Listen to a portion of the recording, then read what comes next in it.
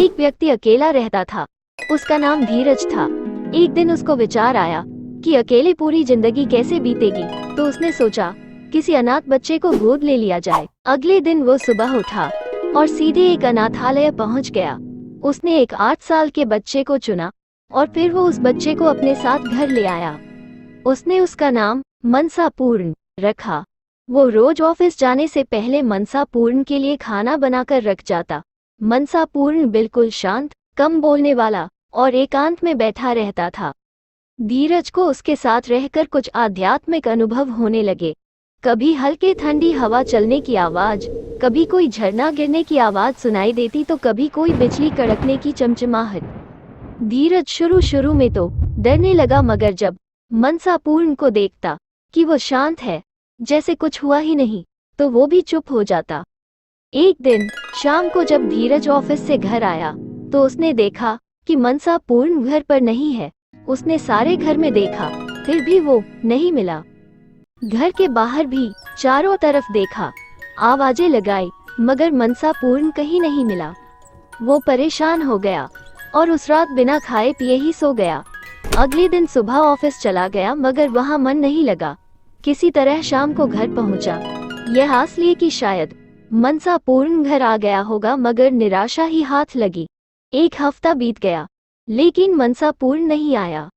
देखते देखते 3 महीने बीत चुके थे। धीरज उदास हो चुका था कि शायद इसकी जिंदगी में अकेलापन ही है। तभी रात में किसी ने दरवाजा खटखटाया। धीरज उत्सुकतावश दरवाजे पर लपका और देखा कि एक साधु मनसा पूर्ण को साथ लेकर आए थे। उसने दोनों को अंदर बुलाया।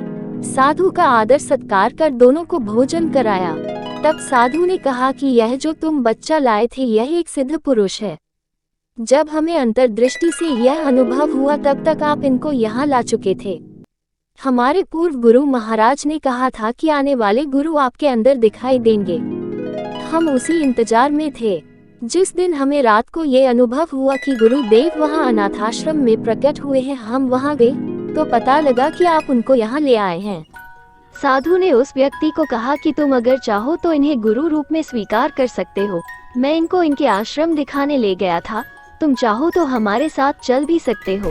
तब उस व्यक्ति को उस बच्चे के साथ बीते कुछ दिन याद आए और वह आवाजें और प्रकाश के झोंके याद आने लगे। उसको अपनी प्रसन्नता और बिना किसी कारण के आनंद का अनुभव याद आया था, और इस बच्चे के जाने के बाद के दिनों की निराशा और दुख भी याद आने लगा। और जैसे ही उसने मनसा पूर्ण की तरफ देखा, उसे अपार ऊर्जा का अनुभव होने लगा जो उसके मस्तक पर चमक रही थी। उसने तुरंत मनसा पूर्ण को गुरु रूप में स्वीकार कर लिया और उनके चरण छुए, दीक्षा ली और फिर वह तीनों आश्रम के लिए चल पड़े।